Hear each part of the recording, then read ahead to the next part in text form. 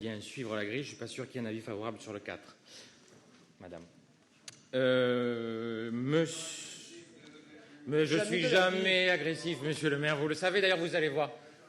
Dans le temps de mon intervention, il y aura du sourire et pas d'agressivité parce que si j'étais d'humeur taquine, je dirais enfin, monsieur le maire, notre collectivité s'attaque aux vrais problèmes qui préoccupent les Marseillais, aux problèmes qui empoisonnent la vie des Marseillais et particulièrement ceux du centre-ville. D'ailleurs, on le sait, ils n'en peuvent plus, non pas du stationnement anarchique, non pas des trottoirs éventrés, monsieur le maire, non pas du mobilier urbain incohérent, non pas de la chaussée, de mieux en mieux entretenue d'ailleurs la chaussée, monsieur le maire, non pas de la circulation, non pas de la propreté, madame Cordier, mais bien du problème essentiel auquel vous vous attaquez aujourd'hui, les plantes vertes. C'est simple, Marseille est devenue la jungle urbaine la plus inhospitalière du monde civilisé. La végétation prolifère.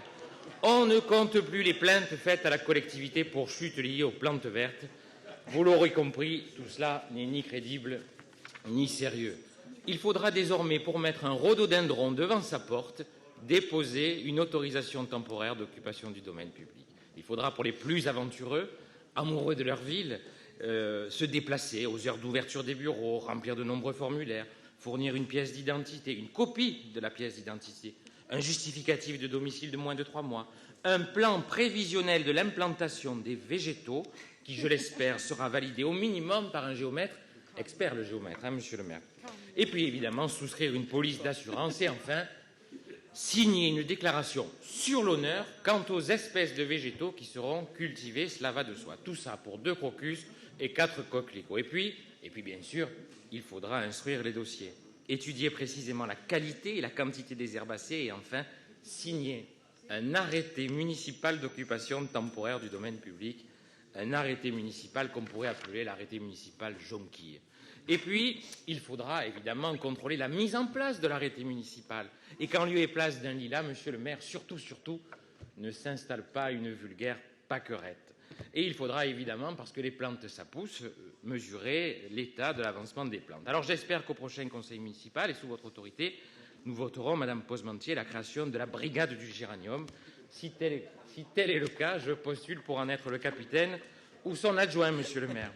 Enfin, à l'heure de la simplification des relations entre l'administration et les usagers, vous réussissez quand même l'exploit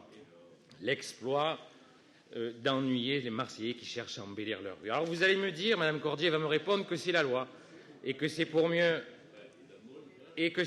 encadrer, protéger les citoyens. Mais rassurez-moi, rien n'interdit la police municipale, si elle découvrait un dangereux géranium, de faire cesser la grave infraction.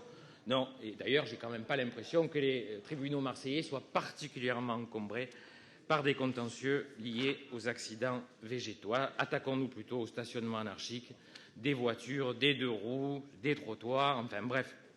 On va aussi me dire que Paris fait la même chose. Je ne suis pas sûr que Paris en soit là. Plutôt que de compliquer la vie des Marseillais, qui de plus en plus nombreux font l'hérésie de s'intéresser à leur quartier, monsieur le maire, si j'étais taquin, je vous dirais qu'il faudrait peut-être, à ces impétrants, leur décerner une médaille. Merci.